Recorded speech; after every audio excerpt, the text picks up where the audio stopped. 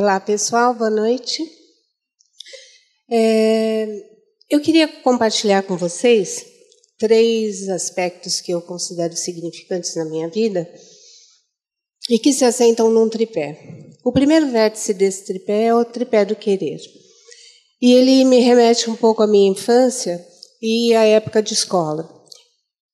Pelo que vocês podem ver, né, eu sou de uma época em que a escola, principalmente a escola pública, ela não era uma escola em que todos nós tínhamos direito. Ela era uma escola para poucos e eu fazia o ensino primário. E no bairro onde eu morava, na verdade, existiam 2 tipos de escola.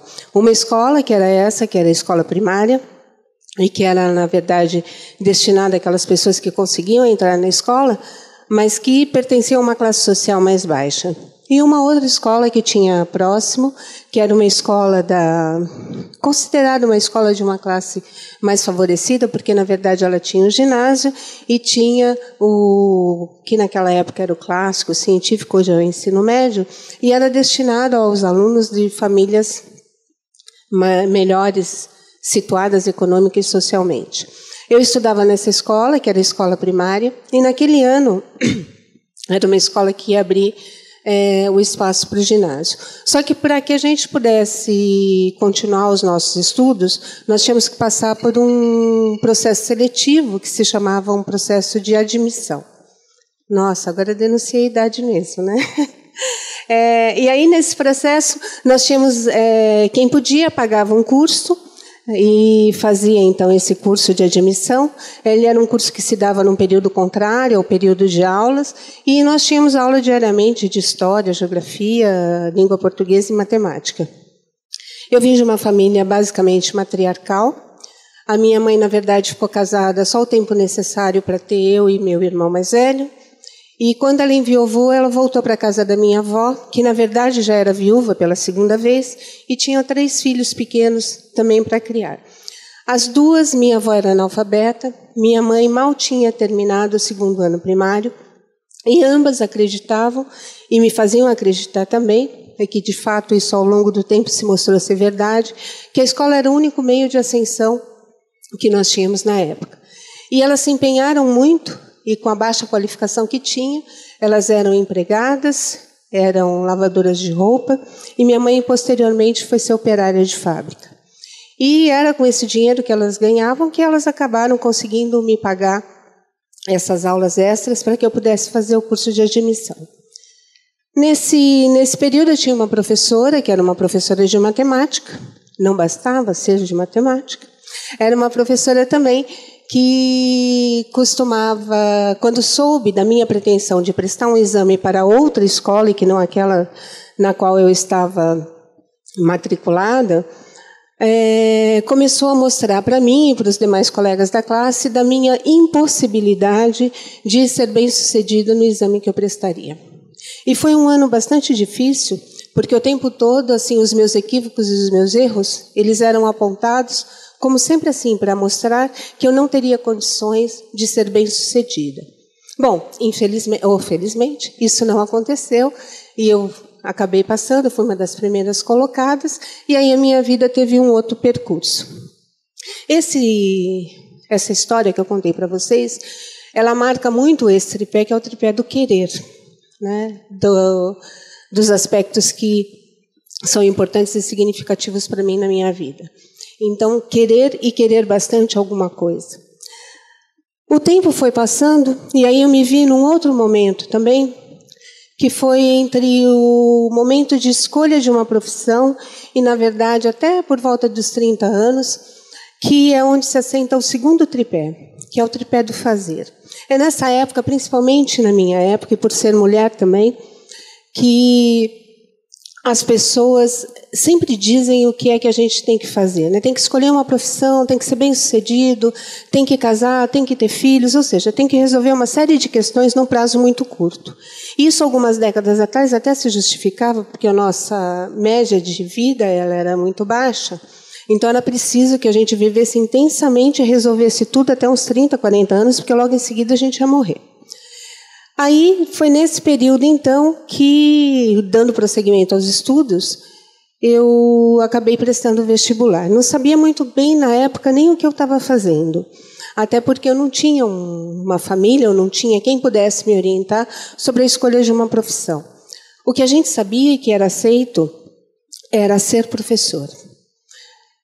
Então, eu resolvi que eu ia ser professora. Eu lembro até hoje, assim, parada na frente eram umas banquinhas, umas carteirinhas de escola, que a gente sentava para fazer o vestibular. Eu sou de São Paulo, e aí eu prestei, hoje é FUVEST, né, na época no vestibular para a USP, e aí tinha umas cadeirinhas assim que a gente escolhia a profissão pela fileirinha. Aí eu prestei o vestibular para letras na USP, prestei o vestibular de pedagogia na PUC, e acabei sendo aprovada nos dois e preferi fazer pedagogia. Não porque eu soubesse o que fosse a pedagogia, mas porque ir e vir da minha casa para a faculdade era muito mais tranquilo ir para a PUC. E, afinal de contas, eram só 2h30 de ônibus para ir e 2h30 de ônibus para voltar. Para quem trabalhava o dia inteiro, fazia faculdade à noite e depois retomava a rotina. Então, foi nesse período que, na verdade, eu também fui descobrindo o que era a educação.